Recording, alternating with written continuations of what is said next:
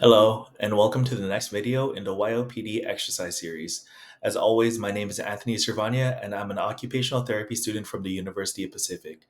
I'm partnering with Move Up Health and Fitness to provide you this video. Today, we'll be talking about the importance of sleep hygiene and how young onset Parkinson's disease affects sleep hygiene. And before we begin, I'd like to go over the disclaimer and safety notice. The following video is intended for general wellness and educational purposes only. It is not a substitute for medical advice, diagnosis, or individualized therapy. Always consult with your physician, occupational therapist, or healthcare provider before beginning any new exercise program, especially if you have a medical condition such as Parkinson's disease. This video is created by an occupational therapy student under the supervision of a licensed occupational therapist. All exercises have been reviewed and approved for general safety and appropriateness. Use caution when participating. Ensure your chair is stable and have a caregiver or support person nearby if needed. If at any time you feel dizzy, lightheaded, or experience pain, stop immediately and seek medical advice. By choosing to participate, you acknowledge that you are doing so voluntarily and at your own risk. Neither the creators of this video nor the supervising therapist are responsible for any injury or harm that may result.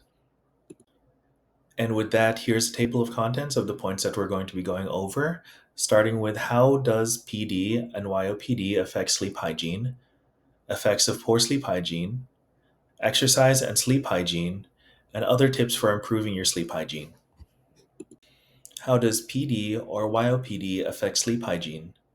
According to Schutz et al. In 2022, sleep disturbances affect 60 to 90% of PD patients experiencing non-motor symptoms, leading to symptoms such as insomnia, daytime sleepiness, rapid eye movement sleep behavior disorder, and disturbances in your circadian rhythm.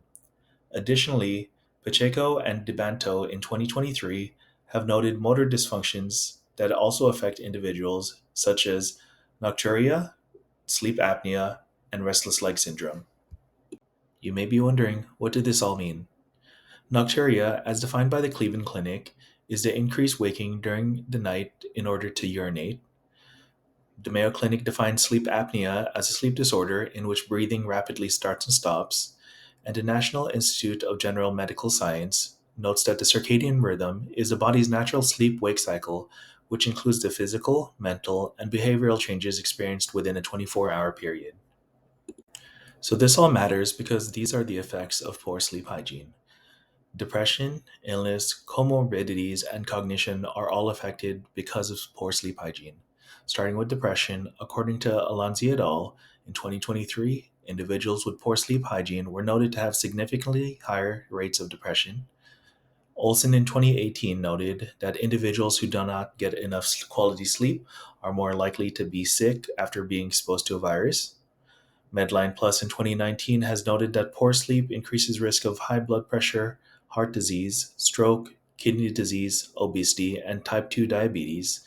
And finally, Watson et Cherney in 2020 has noted that poor sleep hygiene is linked to memory and learning challenges. To improve your sleep hygiene, Solidar in 2025 promotes the following: minimizing distractions, developing a sleep schedule, keeping the room cool, turning off work related devices, and consuming evening meals at least 3 hours before bed. Another tip is to incorporate an exercise routine into your life. According to Al Nawar et al. In 2023, exercise can improve your sleep hygiene.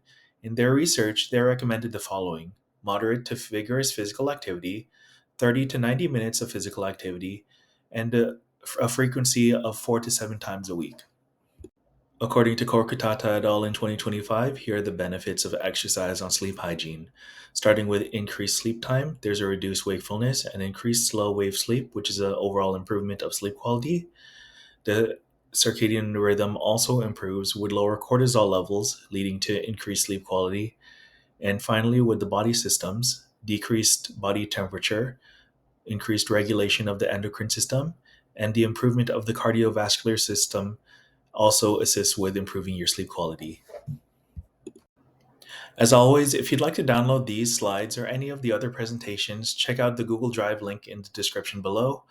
And thank you for watching this week's video. Come back next week for the final video on the YOPD exercise series.